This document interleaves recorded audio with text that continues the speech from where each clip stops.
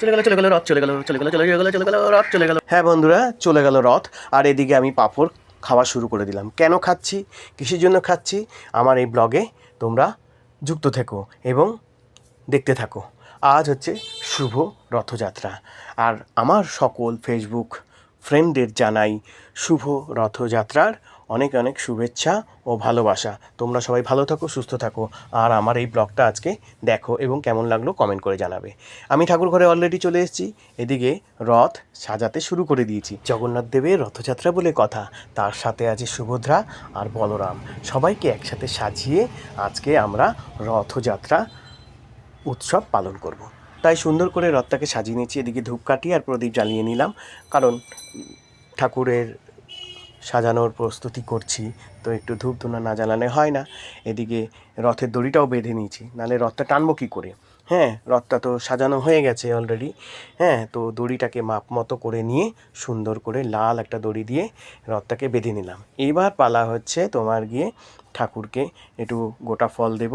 এদিকে প্রদীপটাও জ্বালিয়ে নিলাম।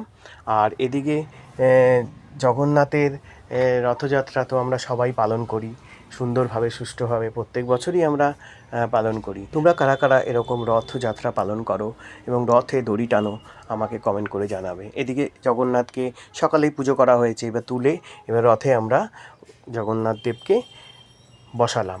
বসিয়ে এবার ফুল টুল দেব, দিয়ে সাজিয়ে ফল দেব, 3টে গোটা ফল দেব, আর দেব হচ্ছে মিষ্টি।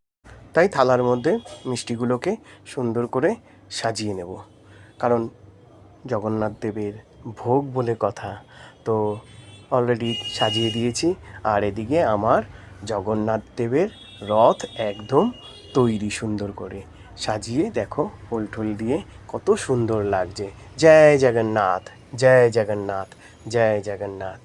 এদিকে প্রদীপও জ্বলছে আর আরতিও হয়ে গেছে। এবার রথে দড়ি টানার পালা, তাই না বন্ধুরা? সুন্দর করে রথযাত্রা পালন করতে হয়।